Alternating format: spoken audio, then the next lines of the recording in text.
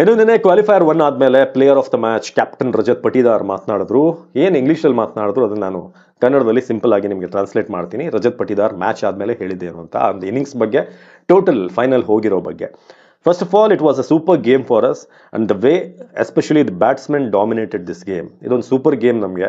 ನಮ್ಮ ಬ್ಯಾಟ್ಸ್ಮನ್ಗಳು ಡಾಮಿನೇಟ್ ಮಾಡಿದಂಥ ರೀತಿ ಅದ್ಭುತವಾಗಿತ್ತು ಬೌಲರ್ಗಳ ಮೇಲೆ. ಹಾಗೆ every one was striking with intent. ಪ್ರತಿಯೊಬ್ಬರು ಕೂಡ ಇಂಟೆಂಟ್ ಜೊತೆಗೆ ಸ್ಟ್ರೈಕ್ ಮಾಡ್ತಾ ಇದ್ರು. ಹಾಗೆ that was good for us ಅಂತ.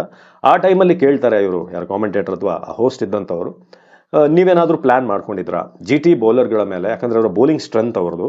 ಸೊ ಅವ್ರ ಮೇಲೆ ನಾವು ಒಂಥರ ಅಗ್ರೆಸಿವ್ ಆಗಿರ್ತೀವಿ, ಅವ್ರಿಗೆ ನಮ್ಮ ಬಾಡಿ ಲ್ಯಾಂಗ್ವೇಜಲ್ಲೇ ಒಂದಷ್ಟು ವಾರ್ನಿಂಗ್ ಕೊಡ್ತೀವಿ ಅಂತ. ಆ ಥರದ್ದು ಏನಾದರೂ ಪ್ಲ್ಯಾನ್ ಇತ್ತಾ ನಿಮ್ಮದು? ಅದಕ್ಕೆ ಕ್ಲಿಯರ್ ಪ್ಲ್ಯಾನ್ ಅಂತ ಇರಲಿಲ್ಲ, ಬಟ್ ಟೀಮ್ ಮೀಟಿಂಗಲ್ಲಿ ನಾವೊಂದು ಚರ್ಚೆ ಮಾಡಿದ್ವಿ. ಅವರ ಬ್ಯಾಟ್ಸ್ಮನ್ಗಳು ಅಥವಾ ನಮ್ಮ ಬ್ಯಾಟ್ಸ್ಮನ್ಗಳು ಅವರ ಬೌಲರ್ಸ್ ಮೇಲೆ ಸೂಚನೆಗಳನ್ನು ಕೊಡ್ತಾರೆ ಬಾಡಿ ಲ್ಯಾಂಗ್ವೇಜಲ್ಲೇ, ಅವರ ಹೊಡೆಯುವಂಥ ಸ್ಟೈಲ್ನಲ್ಲೇ ನಾವು ಅವ್ರನ್ನ ಭಯ ಹುಟ್ಟಿಸ್ಬೇಕು ಅನ್ನೋದು ಇತ್ತು ನಮಗೆ. ಅದು ವರ್ಕೌಟ್ ಆಗಿದೆ ಅಂತ ಕೂಡ ಹೇಳಿದರು. That was in every batsman, ಪ್ರತಿ ಬ್ಯಾಟ್ಸ್ಮನ್ಲೂ ಕೂಡ ಅದೊಂದಿತ್ತು. So we had a chat in the meeting, we have to give a good body language and the attacking ಮೈಂಡ್ಸೆಟ್ಟನ್ನು ತೋರಿಸ್ಬೇಕು ಅಂತ ಮೀಟಿಂಗಲ್ಲಿ ನಾವು ಮಾತನಾಡಿದ್ವಿ. ಯಾಕಂದರೆ it's a big stage, qualifier 1 ಅನ್ನೋದು ದೊಡ್ಡ stage. The way we played, the way we dominated this game, I think it was superb ಅಂತ ಹೇಳಿದ್ರು. ಇನ್ನು ರಜತ್, ನಿಮ್ಮ ಬ್ಯಾಟಿಂಗ್ ಬಗ್ಗೆ ಏನು ಹೇಳ್ತೀರಾ, ಈ ಒಂದು ಇನ್ನಿಂಗ್ಸ್ ಬಗ್ಗೆ ಏನು ಹೇಳ್ತೀರಾ ಅಂತ ಹೇಳಿದಾಗ, the way of my batting is similar, the way of my batting is similar ಅಂತ ಹೇಳಿದರು.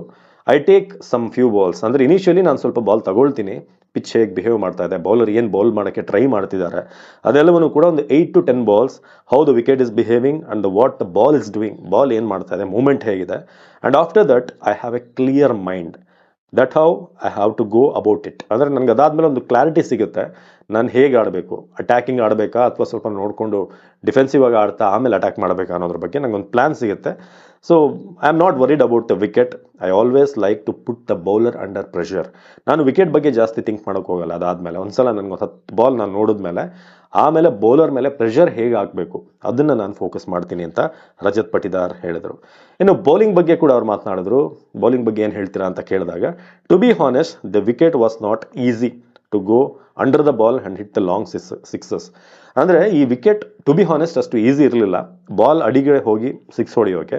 ಯಾಕಂದರೆ ವೆರಿ ಗುಡ್ ಬೌನ್ಸ್ ಇತ್ತು ಅದರಲ್ಲಿ. And the way bowlers executed their plans, bowled more balls on the stumps, I think that helped ಅಂತ. ಅಂದರೆ ಇಲ್ಲಿ stump to stump bowl ಮಾಡಿದ್ದು ನಮ್ಮ ಬೌಲರ್ಸ್ ಆ ಒಂದು ಪ್ಲಾನ್ಗೆ ಸ್ಟಿಕ್ ಆನ್ ಆದರು, ಅದು ನಮಗೆ ವರ್ಕೌಟ್ ಆಯಿತು ಅಂತ. The way G T played till now, I think the 3 main batsman was top 3. ಅವ್ರು ಇದುವರೆಗೆ ಈ ಸೀಸನಲ್ಲಿ ಆಡಿರೋದು ನೋಡಿದ್ರೆ ಅವರ 3 ಟಾಪ್ ಬ್ಯಾಟ್ಸ್ಮನ್ಗಳು ಅವ್ರ ಮೇಲೇ ಅವರು ಡಿಪೆಂಡ್ ಆಗಿದ್ದಾರೆ. So we have to get them out in power play ಅನ್ನೋದು ನಮ್ಮ ಟಾರ್ಗೆಟ್ ಆಗಿತ್ತು. ಆ 3 ಜನನ ಪವರ್ ಪ್ಲೇಯಲ್ಲಿ ಔಟ್ ಮಾಡಿದ್ರೆ ಮ್ಯಾಚ್ ನಮ್ಮ ಕಡೆ ಬಂತು ಅನ್ನೋದು ನಮ್ಮ ಪ್ಲ್ಯಾನ್ ಆಗಿತ್ತು. ಹೋಪ್ಫುಲಿ ಅದು ಇವತ್ತು ವರ್ಕ್ ಆಗಿದೆ ಅಂತ ಕೂಡ ಹೇಳಿದರು. ಇನ್ನು ಕೊನೆಯದಾಗಿ ರೊಮ್ಯಾರಿಯೋ ಶೆಫರ್ಡ್ ಅವ್ರನ್ನ ಯಾಕೆ ನೀವು ಇಂಪ್ಯಾಕ್ಟ್ ಪ್ಲೇಯರ್ ಆಗಿ ತಗೊಂಡ್ರಿ, ಅಥವಾ ಒಂದು ಸೆಕೆಂಡ್ ಇನ್ನಿಂಗ್ಸ್ ಅರ್ಧ ಆದಮೇಲೆ ಯಾಕೆ ಅಂತ ಕೇಳಿದಾಗ, it was just checking that if you go in the finals how Romario will bowl in the middle overs ಅಂತ. ನಾವೇನಾದರೂ ಈಗ ಫೈನಲ್ ಹೋದಾಗ ಮಿಡ್ಲ್ ಓವರ್ಸಲ್ಲಿ ರೊಮ್ಯಾರಿಯೋ ಹೇಗೆ ಬೌಲ್ ಮಾಡ್ತಾರೆ ಅನ್ನೋದು ನಾವು ಚೆಕ್ ಮಾಡಬೇಕಾಗಿತ್ತು. So that was the plan behind it. ಅದಕ್ಕೋಸ್ಕರ ಸ್ವಲ್ಪ ಲೇಟಾಗಿ ಇಂಪ್ಯಾಕ್ಟ್ ಆಗಿ ತೊಗೊಂಡ್ಬಂದ್ವಿ. It will be a good recovery and let's go for the finals ಅಂತ ಕೂಡ ಹೇಳಿದರು. ಸೊ ಇದು ಮ್ಯಾಚ್ ಆದಮೇಲೆ ರಜತ್ ಪಟಿದಾರ್ ಹೇಳಿದ್ದು. ಖಂಡಿತವಾಗಿ ಹೇಳಿದ್ನಲ್ಲ ನಾನು ಇನ್ನೊಂದು ವಿಡಿಯೋದಲ್ಲಿ ಹೇಳಿದ ಹಾಗೆ, ರಜತ್ ಪಟಿದಾರ್ಗೆ ಈ ಒಂದು ವಿಕ್ಟ್ರಿ, ಅವರೇ ಪರ್ಫಾರ್ಮೆನ್ಸ್ ಮಾಡಿ ಟೀಮನ್ನು ಈ ಲೆವೆಲಿಗೆ ತಂದಿರೋದು, 254ಕ್ಕೆ ತಂದು ಒಂದು ಡಾಮಿನೇಟಿಂಗ್ ವಿಕ್ಟ್ರಿ, ಇಂಥ ಒಂದು ದೊಡ್ಡ ಮಾರ್ಜಿನ್ ಗೆಲುವು, 92 ರನ್ಗಳ ಗೆಲುವು ಫೈನಲ್ ಹೋಗಬೇಕಾದ್ರೆ ಒಂದು ಹ್ಯೂಜ್ ಬೂಸ್ಟ್ ಕೊಡುತ್ತೆ. ಯಾಕಂದರೆ ಹಿಂದಿನ ಮ್ಯಾಚ್ ನಾವು ಸೋತಿದ್ವಿ SRH ವಿರುದ್ಧ, ಸೋತು ಗೆದ್ದಿದ್ವಿ. ಬಟ್ ಇದು ಪರ್ಫೆಕ್ಟ್ ಆದಂಥ ಒಂದು ಪ್ಲ್ಯಾಟ್ಫಾರ್ಮನ್ನು ಸೆಟ್ ಮಾಡಿದೆ. ಏನೇನಿದ್ರೂ ಕೂಡ ಫೈನಲಲ್ಲಿ ಡಾಮಿನೇಟ್ ಮಾಡೋದು ಒಂದೇ ಬಾಕಿ, ಕೊನೆಯ ಕಾಳಗ ಬಾಕಿ ಇದೆ.